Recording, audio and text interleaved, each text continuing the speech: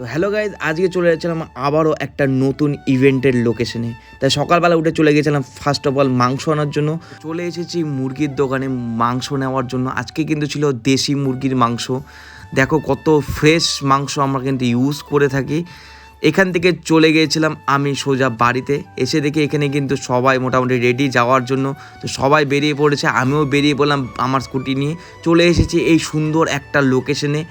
এসেই কিন্তু দেখি এখানে সবাই মোটামুটি মালপত্র নামানো রেডি। সবাই কিন্তু যে যার মতন কাজ করছে, আর আমি আমার কাজ যেটা আমি করে থাকি। এই রিসর্টটা কিন্তু খুবই সুন্দর ছিল। পাশে এরকম বাইরে বসার জন্য অনেক রকম জায়গা ছিল। এই রিসর্টটা কিন্তু কাস্টমারকে আমরাই বুক করে দিয়েছি।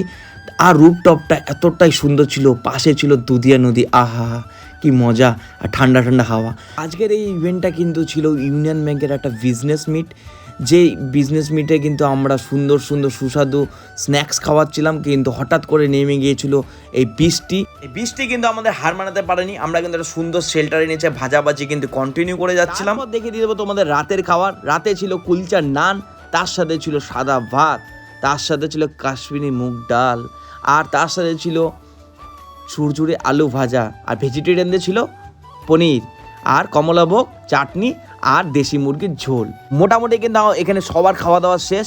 দেন আমরা সবাই যার যার মধ্যে খেয়ে দিয়ে সব কিছু গুছিয়ে চলে যাচ্ছিলাম আবার বাড়ির দিকে। তোমরাও কিন্তু তোমাদের এই ইভেন্টগুলো কিন্তু আমাদেরকে দিয়ে করাতে পারো। আমরা কিন্তু জুতো সেলাই থেকে চণ্ডীপাঠ সবই করে থাকি। ক্যাটারিং থেকে প্যান্ডেল, তোমাদের কোনো কিছু টেনশন নিতে হবে না, পুরোটাই দেখবে আনন্দ কাটার ইভেন্ট।